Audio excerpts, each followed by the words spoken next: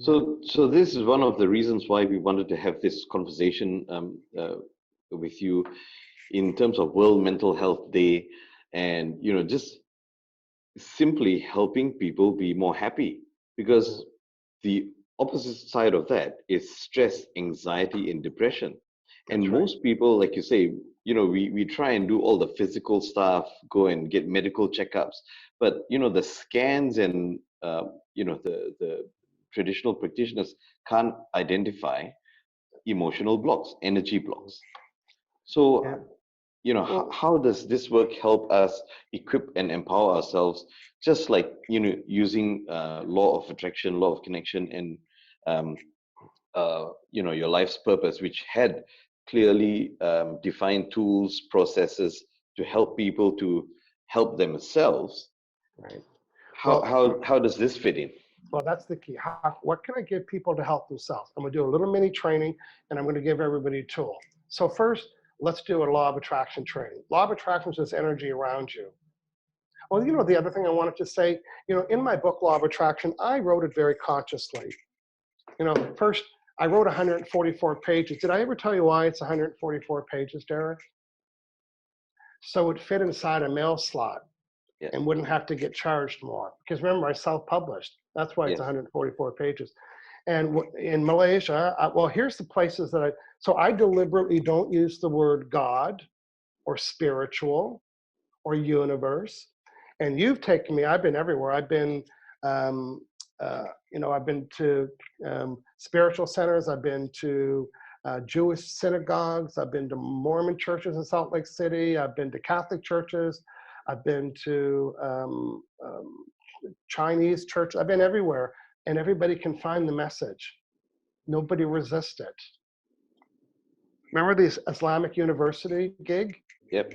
It was packed, and they loved it. Because what I did is that I helped put it in people terms, Anyway, that was Yep.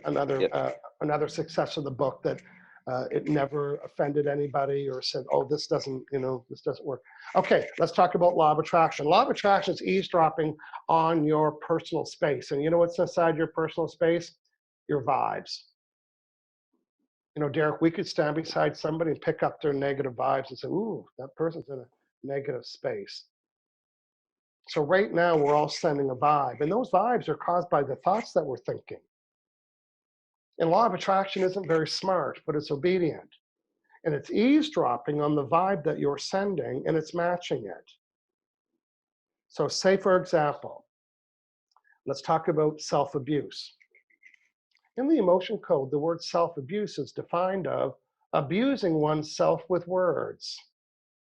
So it's not pick your finger self-abuse or, bump into something or cut yourself.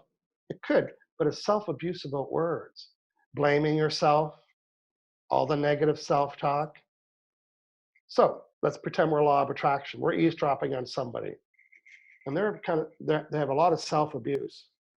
Oh, I can't do this, and my life sucks, and I got the wrong boyfriend and girlfriend, and I don't have clients, and I'm not getting a job interview. Like, that is legitimate. They're legitimate thoughts. But that's the vibration that they're sending. And they're going to keep getting more of that. So now they're stuck in the cycle. You vibrate what you give attention to. And when you give attention, let's just say you give attention to not getting a job, now you're giving the vibration of not getting a job. And when you send the vibration of not getting a job, law of attraction creates more of you, guess what? Not getting a job. And when you don't get a job, you see you're in that cycle. So how does the person at home listening to this break the cycle? Well, here's the best news, is that you can only hold one vibration at a time. And everybody has the ability. Now I'm going to show this on purpose because I want to burn the image. Here's the image right here. It's a reset button. Are you going on negative thoughts and beating yourself up and blaming yourself?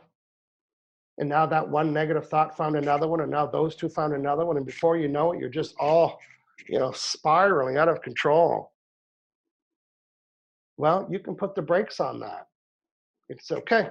I got to reset my thoughts. Why do I have to reset my thoughts?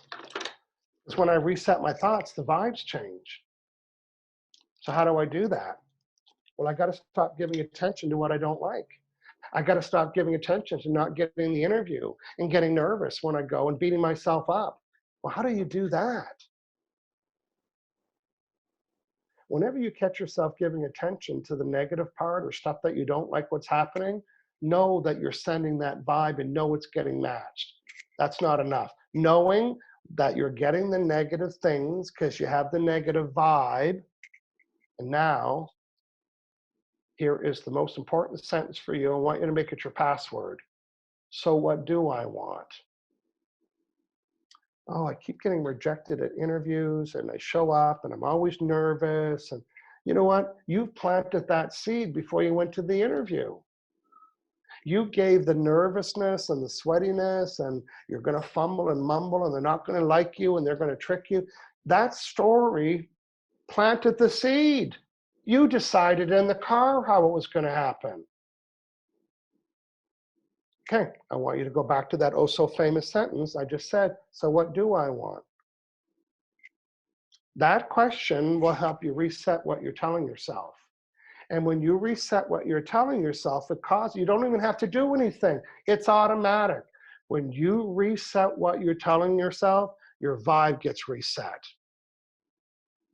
Just like you didn't, Derek, just like you didn't have to do any work to put it out there when you were talking negative. You didn't have to put it out there. It just went out there. So the same thing, as soon as I say, so, and here's my question, you know this word well, what would be ideal? Well, here's what would be ideal, is that I arrive at the interview nice and relaxed, and they're really friendly to me. That would be ideal. What else would be ideal? What would be ideal is that I'm going to remember to speak nice and slow and sit up straight.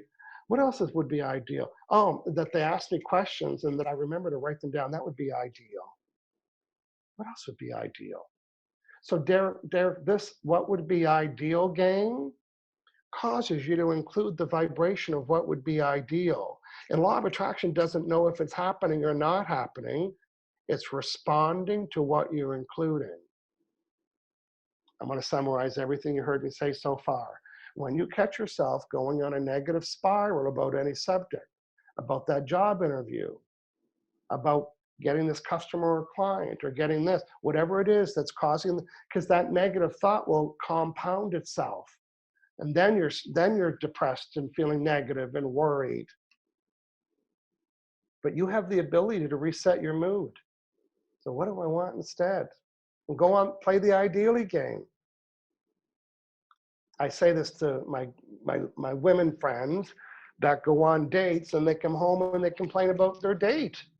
They call all their girlfriends and talk about how horrible the date was. Law of attraction is eavesdropping on that conversation. Well, it's not eavesdropping on the conversation, it's responding to the vibration that you're sending about when you complain about the date. What if you said, okay, ladies, listen, I'm going to tell you the story. This would be my ideal date.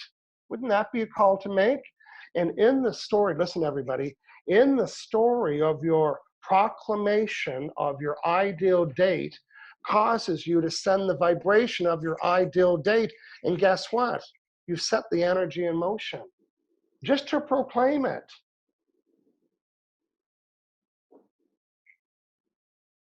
So how do you reset a negative thought to a positive thought? So what do I want? Well, I don't want this to be difficult. So what do you want?